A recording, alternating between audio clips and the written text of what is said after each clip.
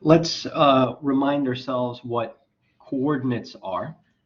So what we said was that suppose you have a basis.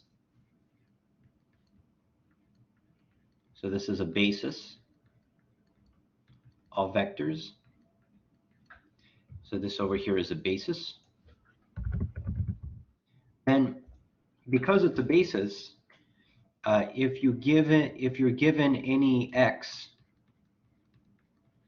if you're given any vector, you know that you can write this vector in terms of the basis vectors.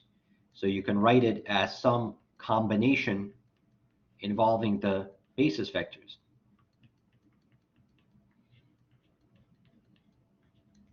And that's what you call the coordinates. So the coordinates of x with respect to the basis, it's just the coefficients that you have to use. That's what they are. Professor, are you writing something right now?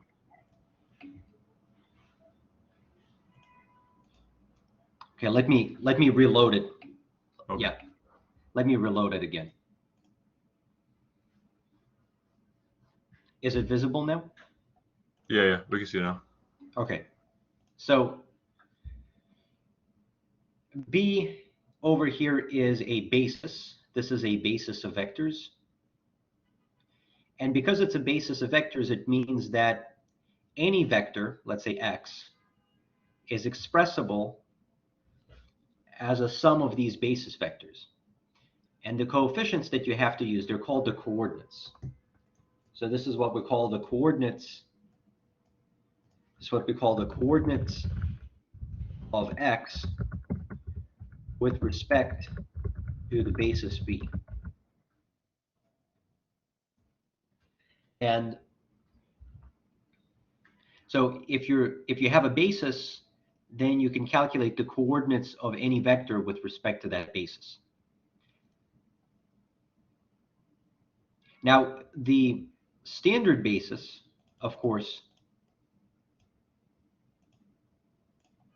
is when you have the standard basis, so let's call it S, script S. So this over here is going to be the standard basis.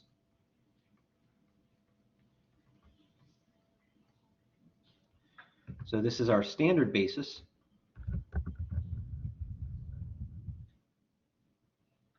And if x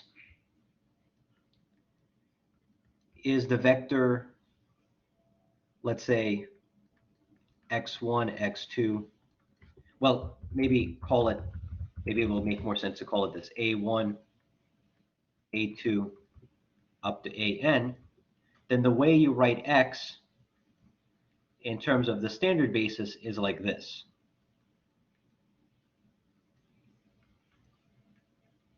So when you calculate the coordinates of this vector, they're just the vector itself.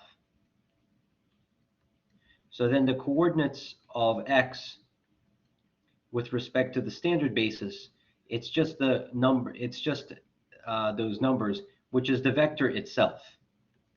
That's just x itself. So the coordinates of a vector with respect to the standard basis, it's just the vector itself. So finding the coordinates with respect to a general basis means you have to do something like this. But when you're using the standard basis, then the coordinates come down to being the vector itself. So that one is rather straightforward when you use the standard basis. But as we did indicate, sometimes it is convenient, though we did not see a good example of when it is convenient, though sometimes it is convenient to use different bases when you're dealing with vectors. We're actually going to see that on Thursday, and you will see instances of why it's convenient to sometimes use a different basis other than the standard basis. But what we're going to talk about today is we're going to talk about linear maps again, and we're going to say something about the matrix representation when you have a different basis. So first, let's just recall what a linear map is. So the topic for today would be, is we will again study linear maps, but examine them using a different basis. So it's a good idea to review what a linear map is. So a linear map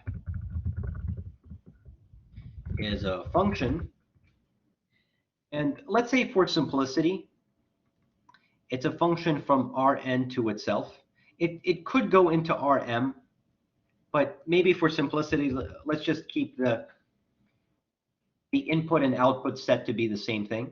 So it is a function that has the following two properties. Has the following two properties, as we said. So the first property that it has is that if you do f of ax, that's the same thing as af of x. And the second property that a linear map is supposed to have is that f of a sum of two vectors is equal to the sum of the outputs.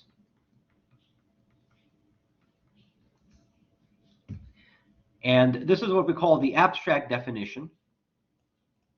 This is what we call the abstract definition of a linear map. But the more concrete way of saying what a linear map is we also have what is known as the matrix definition of a linear map. So the matrix definition of a linear map is that the formula for this linear map can be written in the following way. You can also say alternatively, you could also say that f of x can be written as matrix multiplication. You can write your linear map that f of an input is always a matrix, some fixed matrix multiplied by x. So that's another way how you can say it. Now the question is, how does one find this matrix? How does one find this matrix? So the way we do it is, the way we've mentioned it before, is by using the standard basis. So the way we do it is, this matrix is determined in the following way. We find this matrix by applying the linear map to the standard basis vectors and then writing out the results as columns. So if you calculate these vectors, you would get what this matrix is. So the way you find the matrix is you take the standard basis vectors, you apply the linear function to each of the standard basis vectors. So each of this is going to be a column of vectors. And when you arrange them into a matrix, you get the correct matrix that represents the linear map. But what you're doing here is you are making a choice of a basis. You're deciding to use the standard basis to examine this linear map.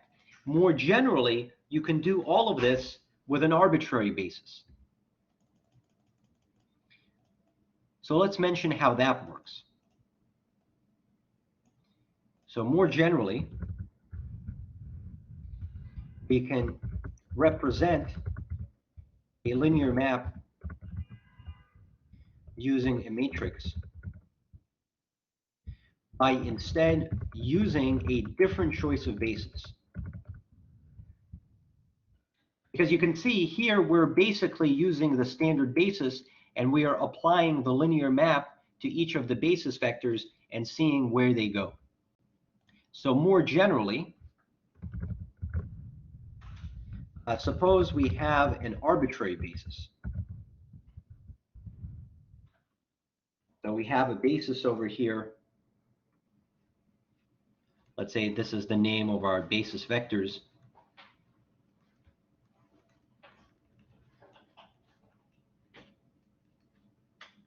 So we have an arbitrary basis. Then the way we find the matrix that represents this, so we're going to use the following notation. We're going to write f and then we're going to put it in a bracket, just like we talk about coordinates.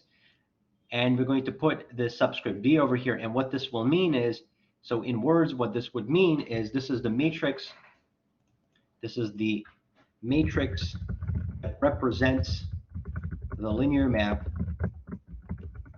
but with respect to the basis b. So earlier, the way we find this matrix is by doing this. But more generally, the way you do it, it's a little bit more complicated, but you will notice it's very similar to the way we're used to doing it, is the way we find this matrix. So maybe we call this matrix, let's give it a name. Let's call this matrix A. Well, maybe I'll just keep it like this. So the way you find this matrix, so the way this matrix gets calculated is, the way you would do it is you're going to have to apply the linear map not to the standard basis vectors, but instead you have to apply it to the new basis vectors.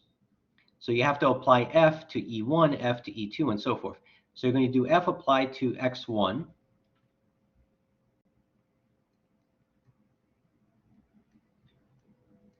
but then, and this is the part where it's a little bit trickier than before, you then have to find the coordinates of that output with respect to this basis.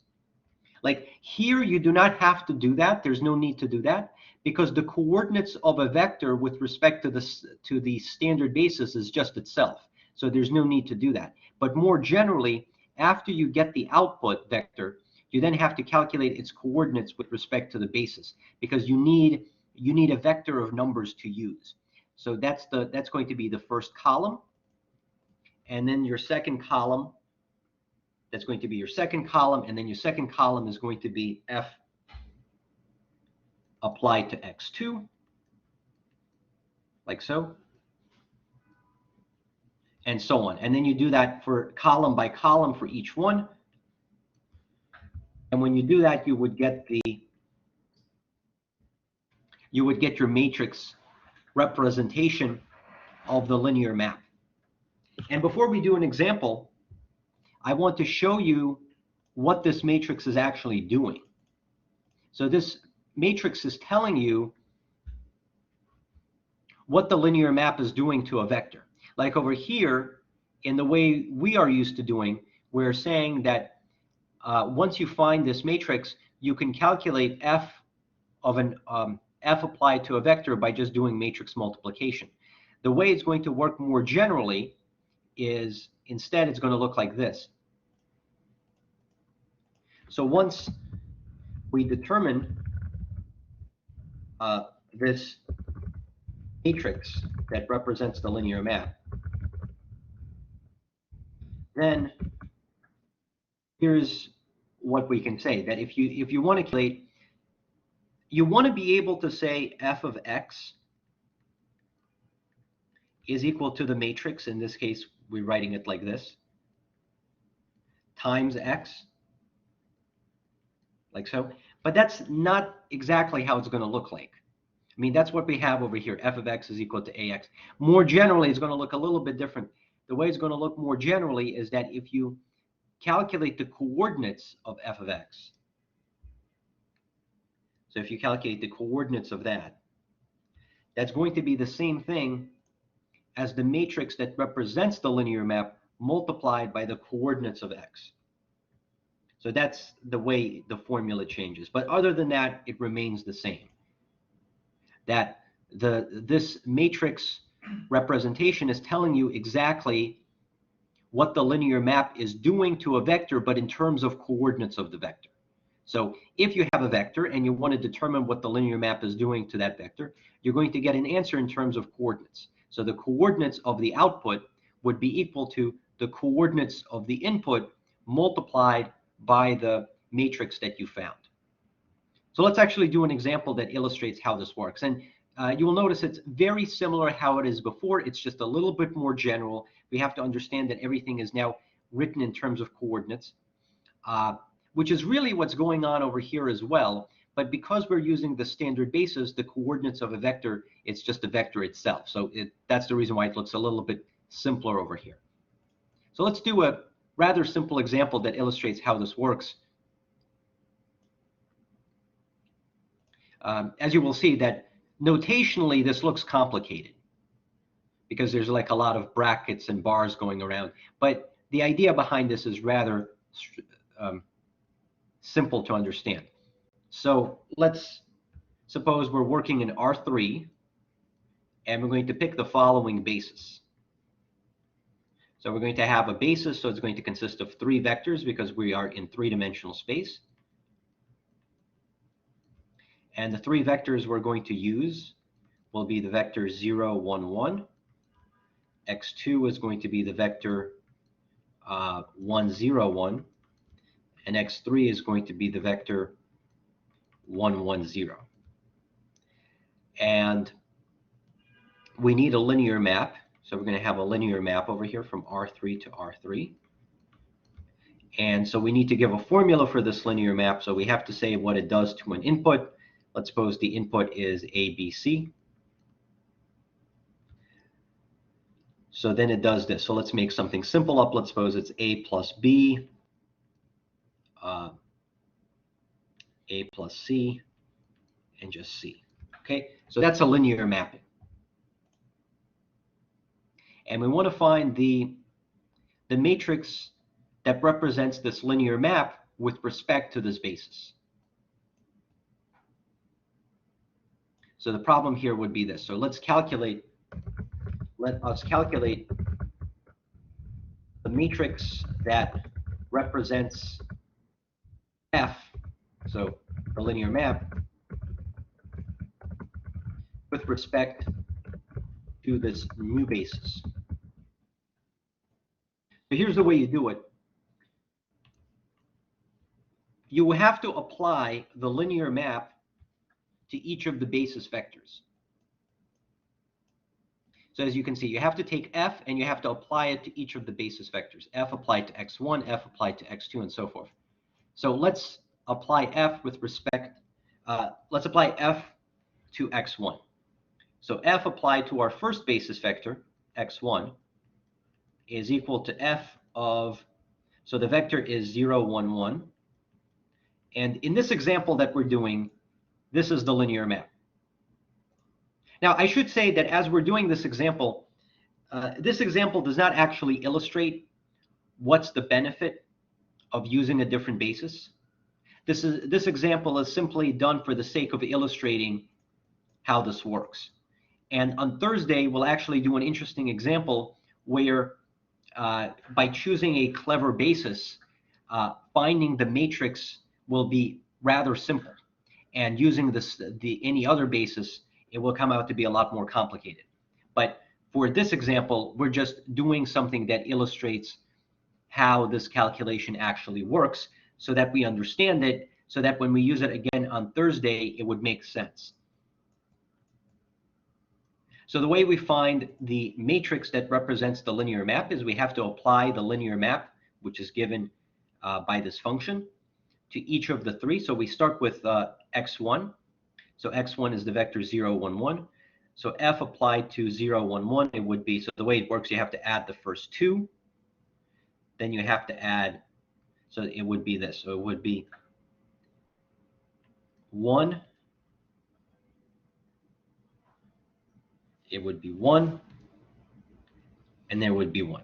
So that is F of X1. It would be 1, 1, 1. So now you have to write 1, 1, 1.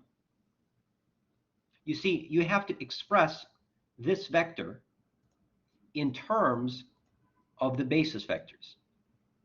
You have to figure out how to do it because that's what it means to find the coordinates. You apply the linear map to your basis vector, and after you get your result, you then have to find the coordinates of that vector with respect to the basis that you're using. So in this case, this is the basis that we're using, and so it's the question of how do you write 1, 1, 1? That's what we're asking. How do you write 1, 1, 1 in the following way? So we have to write it in terms of the basis vector. So this is, so basically this.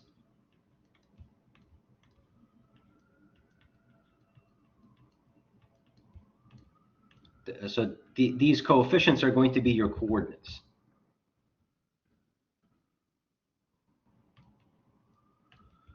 So this is going to be 1, 1, 0, like so. So you have to figure out what the correct coefficients here are. So that's what you have to do. So you have to figure out what the correct coefficients are. And basically what this is just to clarify, this piece over here, this is f of x1.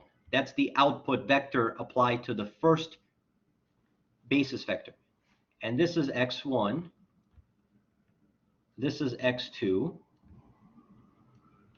And this is x3. You see what we're doing? We are calculating, we're applying the linear map to the first basis vector, and we're getting a result. And whatever result we're getting, we are expressing it. We're finding the coordinates of that with respect to the basis that we're using. So we're finding what the correct coefficients need to be, which is what we call the coordinates, with respect to the basis that we're using.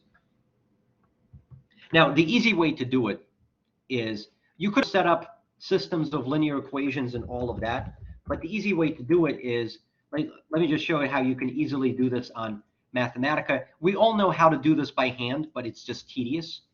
If you want to do this faster, you can just do it like this. You can just say this is equal to something. Let's call it A times 0, 1, 1 plus something times 1, 0, 1, and then plus something else, 1, 1, 0. So basically, this is a system of linear equations. You will have to equate all of these coefficients. You get 3 equations and 3 variables, and when you solve it, you get the answer. But of course, you can just do that on Mathematica, and it tells you exactly what the correct coefficients are. So the coefficients all have to be equal to 1/2. So if you're doing a problem like this on the exam, you do not have to actually solve the linear equations yourself by hand. You can just indicate that you've done this step using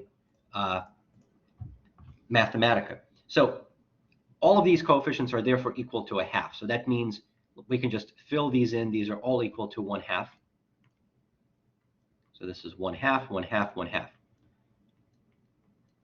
Now the next thing that we're going to do is we have to do f applied to x2. We then have to go to the next basis vector, f applied to x2. So x2 in this case is 1, 0, 1. So f, that would be 1, 0, 1.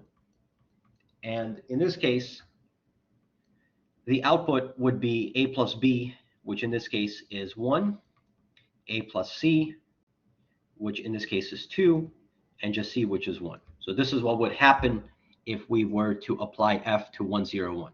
So let's just check that again. We're adding the first 2, that's 1.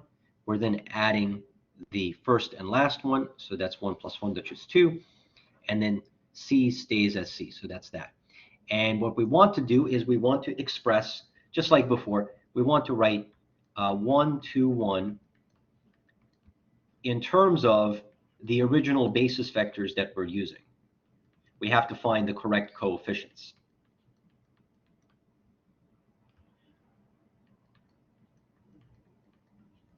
So again, as before, this piece is f of x2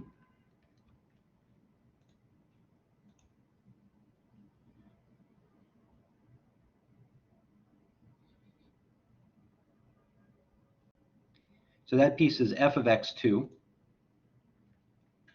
This is x1, this is x2, this is x3, and now we have to find the coefficients. And to find the coefficients, it's basically what we just did,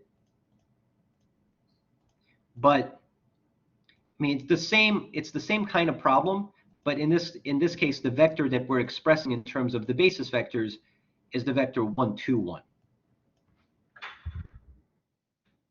So in this case, when you do that, the coefficients are 1, 0, 1. So that would be the coefficients that one has to use.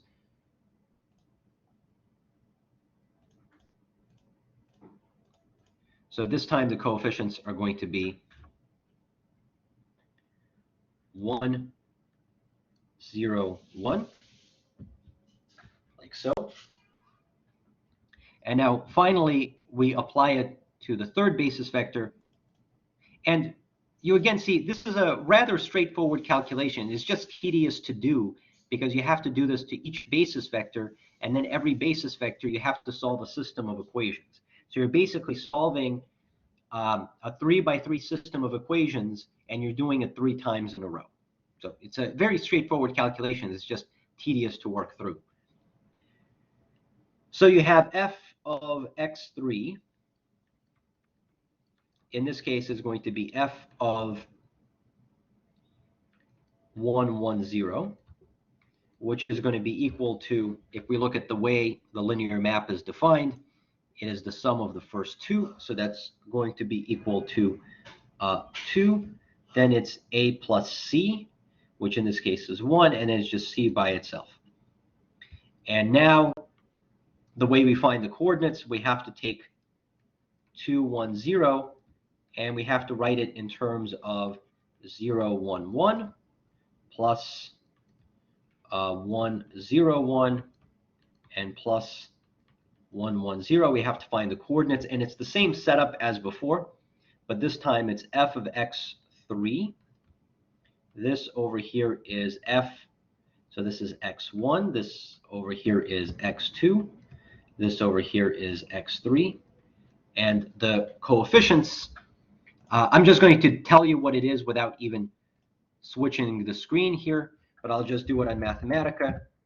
And if you do it, then this time the coefficients come out to be equal to, so this one is going to be minus a half, this one is going to be a half, and this is going to be 3/2. So that would be your coefficients. So now that you have all of this, you can actually write down what this is. So the way you find this matrix, the way you calculate this matrix is you have to write down the coordinates of this as a column. You're putting, you see, you're kind of putting these in column by column. So when you find the coordinates, so what this is telling you is that if you calculate the coordinates, so if you find the coordinates of x1 with respect to the basis that you're using, you're going to get that column of numbers. In this case, it's 1/2, 1/2, 1/2. And if you, in this time and here, you're saying that if you find the coordinates of f of x2, then this time you're going to get the following column of numbers, 1, 0, 1. And this one is telling us that the coordinates of f of x3 would be the numbers, the coefficients, minus 1/2, 1/2, and 3/2. So that is the way we find the coordinates of each of these 3 output vectors. And then you just put it together. You just go ahead and you put it together.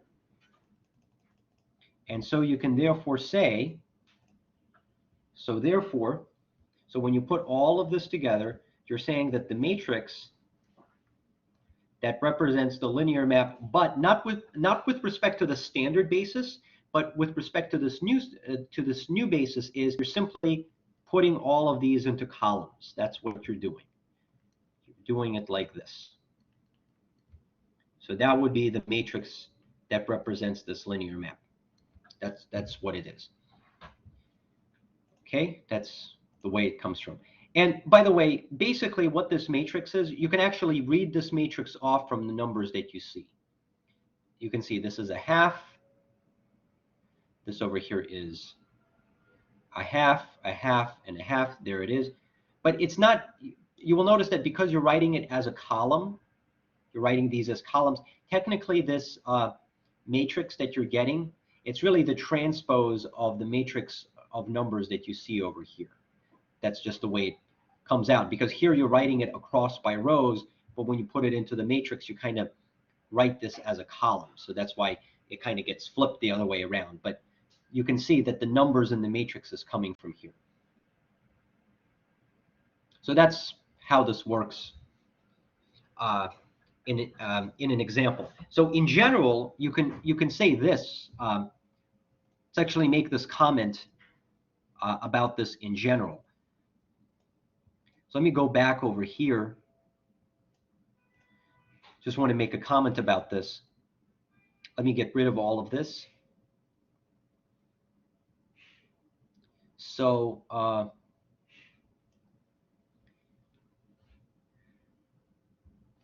thinking where we should write this. Yeah, let me get rid of this. I'm going to put this back later on. But let me say this, that suppose you have a basis. You have a basis B, x1, x2, up to xn. And F is a linear map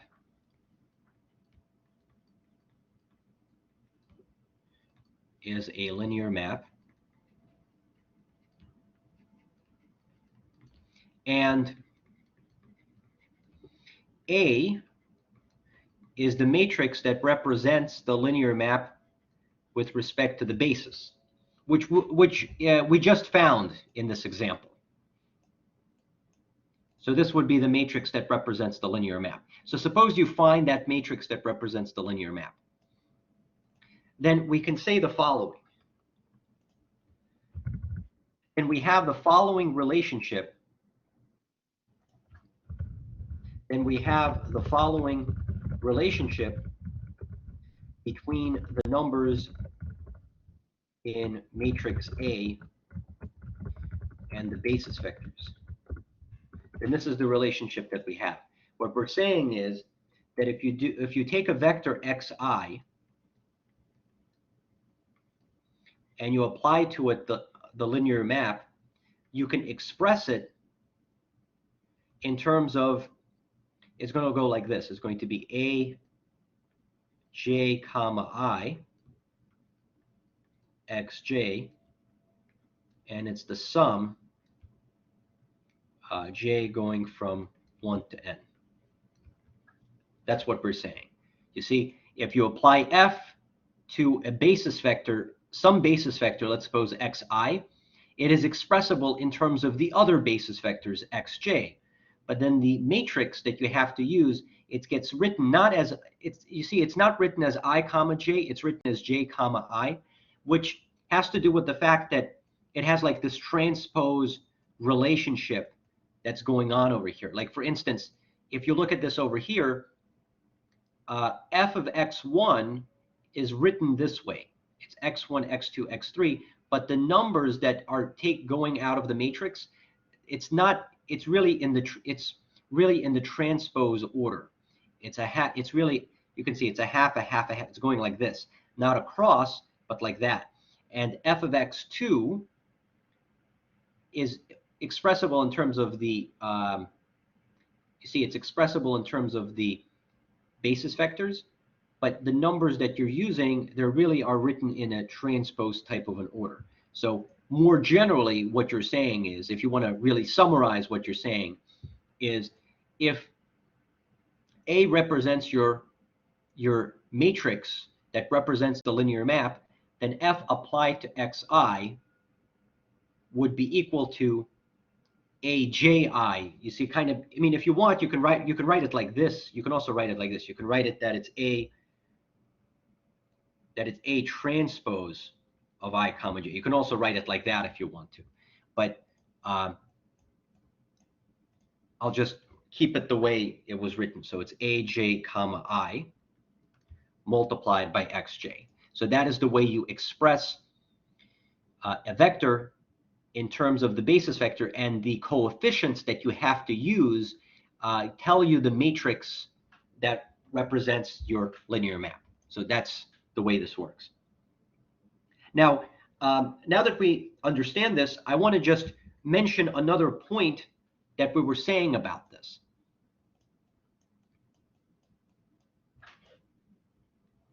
So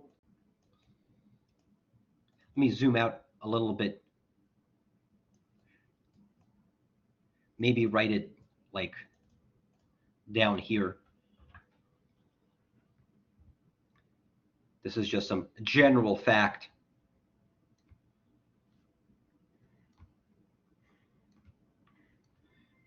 So what we're saying is this: if you do f applied to a vector, any vector x, and you calculate the coordinates of that's the same thing as finding the coordinate. It's the same thing as finding the coordinates of x first,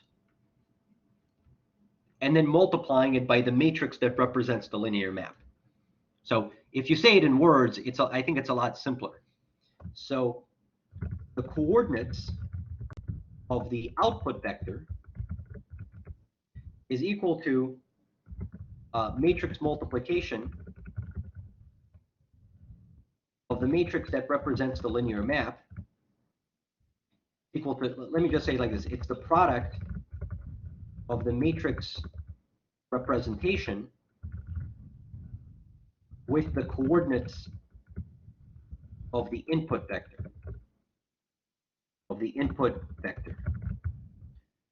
So x is the input vector, f of x is the output vector, f is the linear map. F with brackets around it, that's just fancy notation that says that this over here is the matrix that represents the linear map. This just means this is the coordinates of the input vector, and this over here means this is the coordinates of the output vector. And what this property is saying is, if you want to find the coordinates of the output, that's the same thing as finding the coordinates of the input and then multiplying it by the vector. So for example, let's actually illustrate this relationship in the example that we're doing right now. So we have our basis vectors, we found the matrix that represents the linear map, and now we need some x to use. So let's make up an x. Let's suppose our vector that we're going to be using is, so for example, let's take the vector, just to make something up, let's take the vector 1, 2, 3. And we're going to check. So let's calculate f of 1, 2, 3. So f of 1, 2, 3 would be the following vector. So let's go back to how our linear map was defined. So you can see it's a plus b. You have to add the first two. That's going to give us 3. Then we have a plus c. We have to add the first and third one. So we have to do 1 plus 3. That's going to give us 4. And then we just write down the last coordinate by itself, which in this case is 3. So it's 3, 4, 3. That's the output. This is our output vector. And now let's calculate the coordinates of these. So let's calculate the coordinates of x. So the coordinates of the input vector. So when you find the coordinates, we usually just write it as a column because we want to be able to multiply matrices. So because of that, we have to write the vector in column notation. Now to find the coordinates, what we simply do is, just to go back to what we did on Mathematica, we want to express 1, 2, 3 in terms of the basis vectors. And the coefficients tell us what the coordinates are. So in this case, the coordinates are going to be 2, 1, 0. So those are the coordinates we have to use.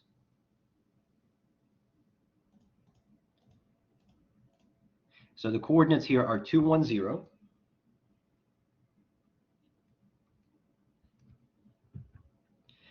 And now let's find the coordinates of the output vector. So the coordinates of the output vector, f of x,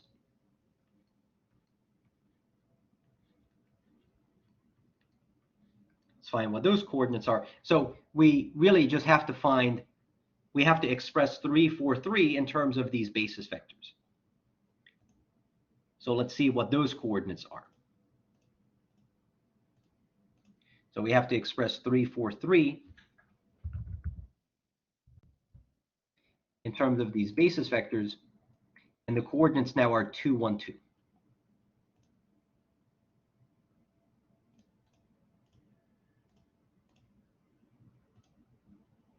So this time the coordinates are going to be 2, 1, 2. And the point of this calculation is this, that if you find the coordinates of the output vector, that's the same thing as multiplying the coordinates of the input vector with the matrix that represents the linear map. You get the same thing. You have that kind of relationship here. And let's actually check. So let's check. So is it true that if you do if you calculate the coordinates of the output, that's the question, is that the same thing as taking the matrix that represents the linear map with respect to this basis that we're choosing and multiplying it by the coordinates of the input? So let's just put all of this information in and see if it works. So it's supposed to work. So we're supposed to get, so the output coordinates are 2, 1, 2. So this would be 2, 1, 2. And that would be equal to the matrix that we found, which is the matrix 1 half, 1 half, 1 half, 1, 0, 1, negative a half, 3 halves, and multiplied by the coordinates of the input vector, which in this case is 2, 1, 0. So let's go ahead and do matrix multiplication. That's the question. Will this give us the same thing? So if we do matrix multiplication, we know how to do this. So we have to take the dot product between these two. We get a half times 2, which is 1, plus 1. So we get 1 plus 1. So the first one's going to give us 2. So that looks good so far. It's going to give us 2. Now, if we take the dot product with the middle row and this column, then we get a half times 2, which is 1. This is 0 times 1, which is 0, a half times 0, which is 0. So we're going to get that that's equal to 1. So the middle one is correct, so it's 2, 1. And the very last one that we have to check is we have to check this dot product over here. So you can see that we have a half times 2, which is 1, then we have plus 1, and then this is 0.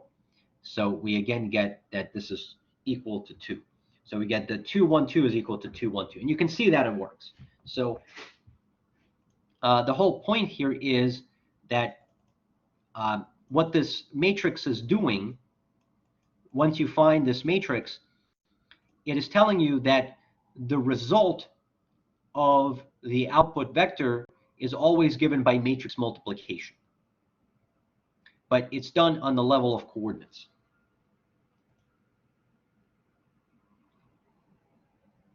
Now, I do want to draw the connection between what if you have two different bases. Last time we talked about the change of basis matrix. So a week ago we said that sometimes you have two different bases and you have something called the change of basis matrix that connects the two together. So let's say what happens on the level of linear maps, not just coordinates. So let me clear this. So sometimes we have different bases. So for instance, let's suppose we have a basis, let's call it x1, x2 up to xn.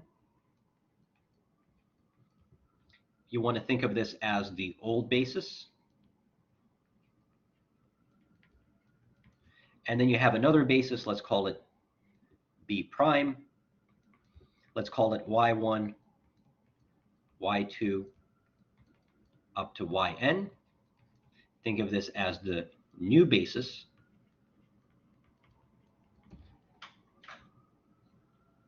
And then we mentioned that there's something called the change of basis matrix.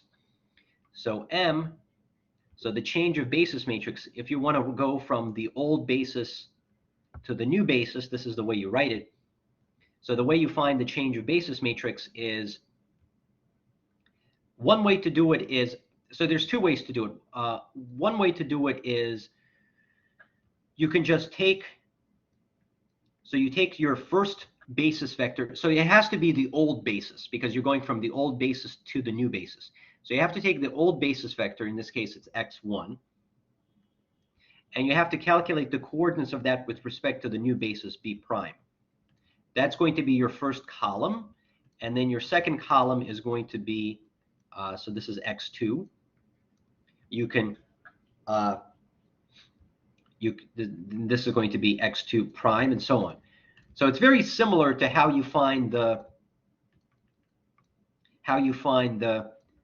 linear map, how you find the matrix of a linear map. It's kind of similar, but the distinction there was when we find the basis, when we find the matrix of a linear map, we have to apply the linear map f to each of the basis vectors and then find the coordinates. This one is a little bit different. Here, you just take the coordinates as they are and you immediately express them in terms of the new basis. Alternatively, you can also say this. Also say that if M is this change of basis matrix, then you have the following relationship. You can also say it like this, that you're saying that every vector xi can be written in the following way. You can write it as a sum. J goes from 1 to n. You can express every xi in terms of yj, and then this would be m j comma I, like that. So this is the exact same concept that we just did with a linear map, that if m represents this change of basis matrix, then the relationship between the xi's and the yj's can be summarized in this nice summation equation over here. The only distinction is you will notice that you're not right if that there kind of gets it's not ij, it's ji, because of that transpose relationship, that each of these gets written as a column and not as a row. But that's the change of basis matrix. And you can now ask, well, what if you have two different bases, but you have the same linear map? So the question is now is this,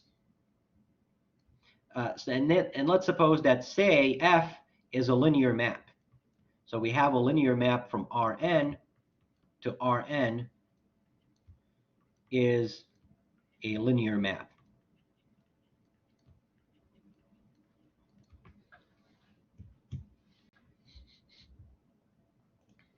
Now, I should say, before we say anything about linear maps, the point of the change of basis matrix, we did talk about this last week, but as a reminder, the point of the change of basis matrix, it tells you how coordinates change with respect to one basis and the other.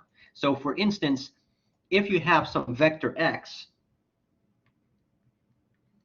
and you want to find the coordinates of that vector with respect to the old basis, and you have the coordinates of x with respect to the new basis, you can ask, well, how do these coordinates change? I mean, technically, you're going to be getting two different answers because you're using two different bases to calculate the set of coordinates that you're using. Well, the point of the change of basis matrix, it tells you how to go from one, how you convert one coordinates to the other coordinates. And the way you do it is, in this case, the way it's written is you would have to multiply it here by the change of basis matrix. So you're going to have to write it like this.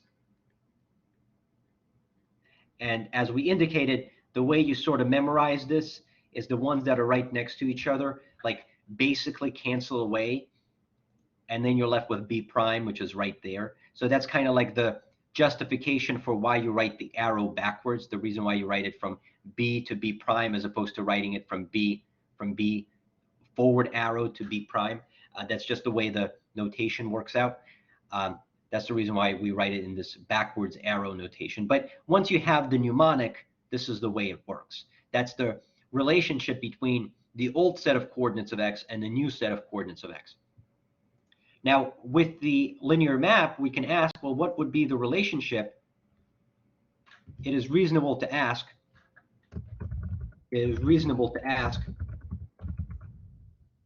how does the matrix representation of f change depending on what coordinate, on what basis vectors you use? We're asking, we can calculate the coordinates, we can calculate the linear map that represents f with respect to b, to the old basis, and we can also calculate the linear map that represents the same, it's still the same linear map, but we're calculating the matrix representation to a different coordinate system, b prime. So it's the question of what is the relationship between that matrix and that matrix? What kind of relationship does one have? So I'm going to tell you what the answer is, and then I will explain to you why that works. So here is, notationally, it's rather straightforward that the matrix that represents the linear map with respect to b prime can be written in the following way. So you would write f like so, and then you would write down the change of basis matrix. So you would have b to b prime. And then you also have to put this one over here, like that.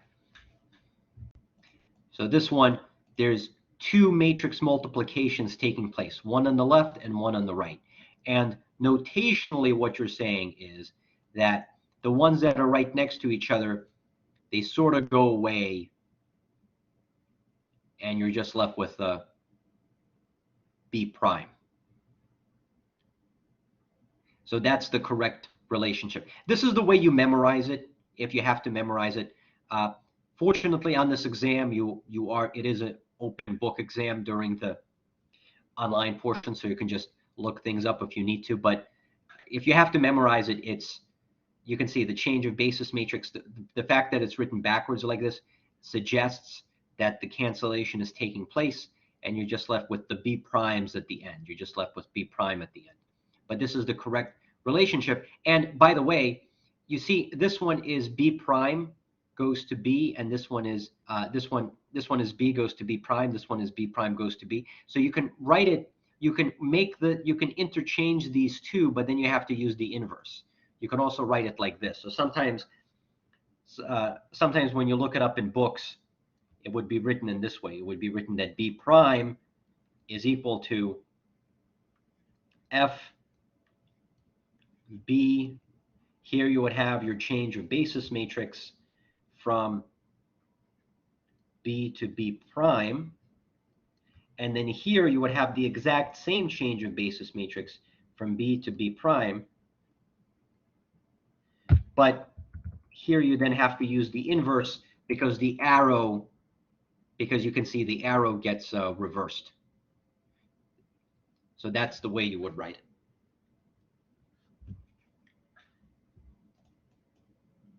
So the new matrix representation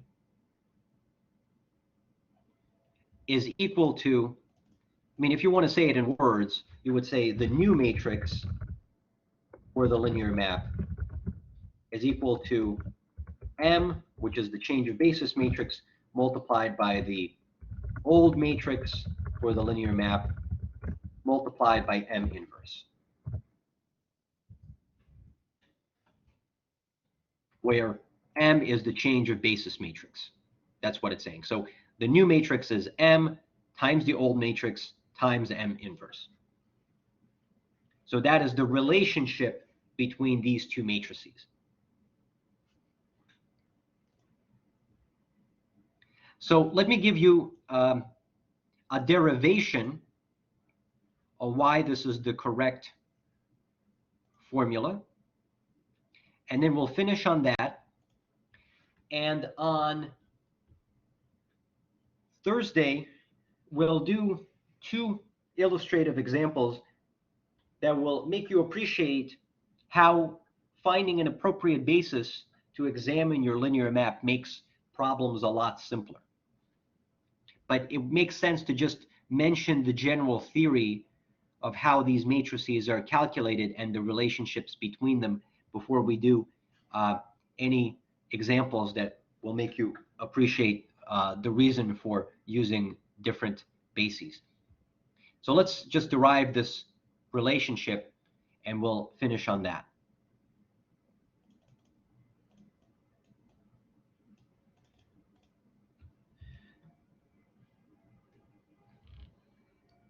So here's what we have. Now we know that if you do, we know this. We know that if you calculate the coordinates of a vector with respect to the old basis, that's the same thing as the coordinates. It's the same thing as the coordinates of x with respect to the old basis, but then it gets multiplied in this way.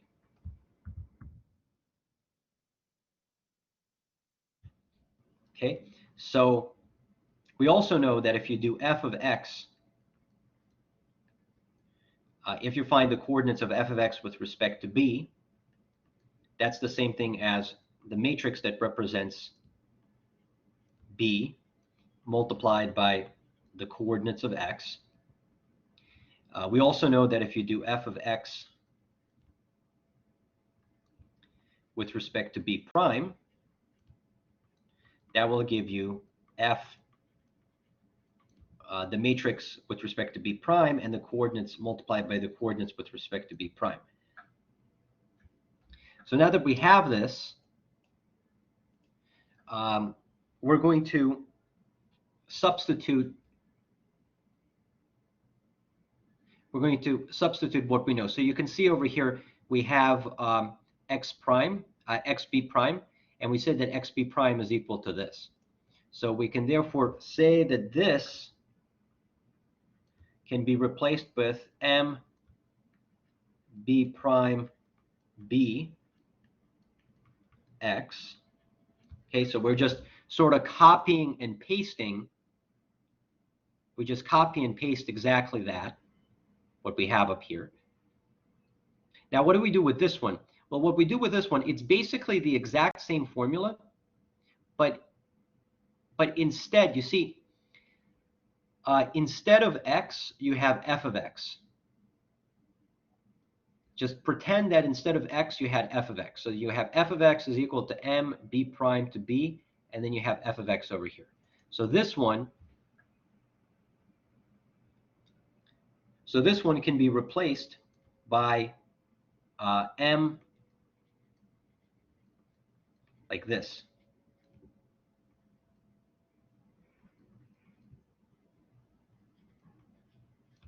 Okay, so because this is exactly, we're just using the formula at the very top. But the only distinction is instead of x, we have f of x. So instead of x, we really should have over here f of x. So this should be f of x.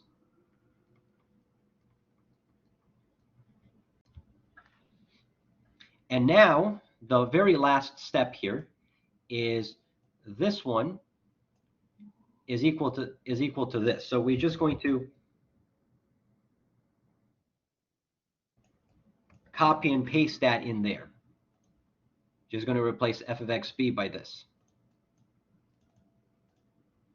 And now if we write everything out, we're going to have this matrix is going to stay. So we're going to have m b prime to b. Then we're going to have this piece that we copy and pasted for. So it's f of b. So it's f the matrix with respect to basis B, then multiplied by this, by the coordinates of x with respect to B, and that is equal to, this f of B prime, the matrix with respect to B prime, and then multiplied by this over there. So this would be M B prime to B x, like so. And now if you compare everything, this pretty much completes the proof, because if you look at this portion and you look at this portion, the above equation is true for any vector x. So it means the two matrices must be the same. You have some matrix times x is equal to some other matrix times x, and this is true regardless of what this x is. This x could be anything. So the only way the left-hand side could be equal to the right-hand side is as if this matrix and that matrix are indeed the same thing. So the conclusion here is M B prime B F is the same thing as F B prime M B prime to B, like so. That's what's going on over here. And now that would complete the argument. In order to get this formula, you want to solve for B prime, F of B prime, the matrix with respect to B prime. And the way you solve for B prime is you simply move that over to the other side. And when you move that over to the other side, it gets moved over with an inverse. That's all that is. It just gets moved over with an inverse. And that's what we have, that the matrix with respect to B prime, it's the original matrix with respect to the original basis, but then it gets multiplied on the left by the change of basis matrix, and it gets multiplied on the right by the inverse of the change of basis matrix, which is this relationship that we stated over there. Now we do have a few more minutes here, and I just want to indicate one interesting fact about this calculation. I wanted to say the determinant. So what these calculations show is that the determinant of a linear map will always give you the same answer regardless of what basis you use. So what this means is that if F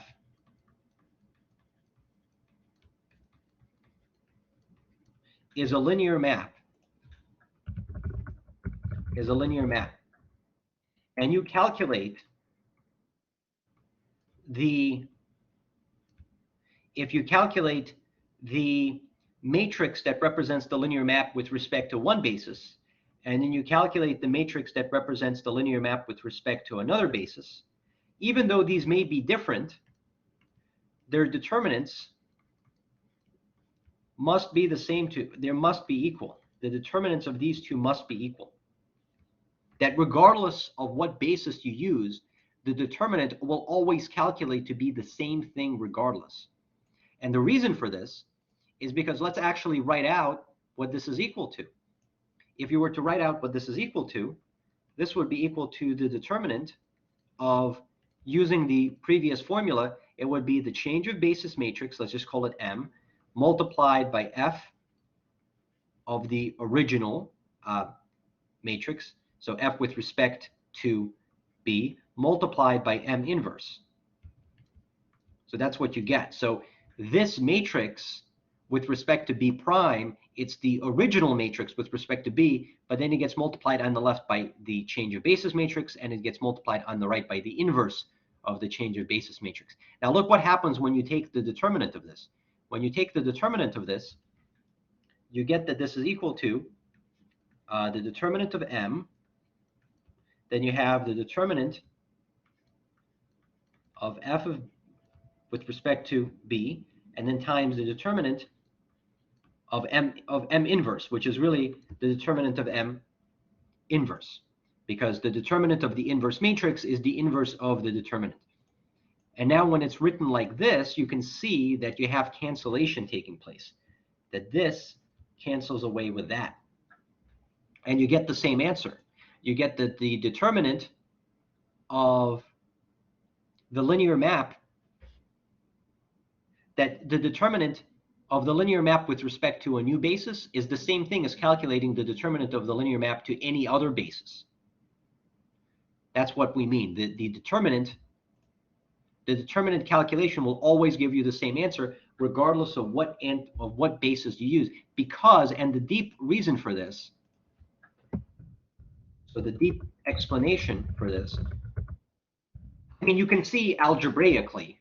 So maybe I should say the geometric explanation. I mean, you can see the algebraic explanation. You can see it works out. But the geometric explanation is that the determinant measures the spatial distortion factor of a linear map. So even though you are using a different basis to represent the linear map, the spatial distortion factor is still the same.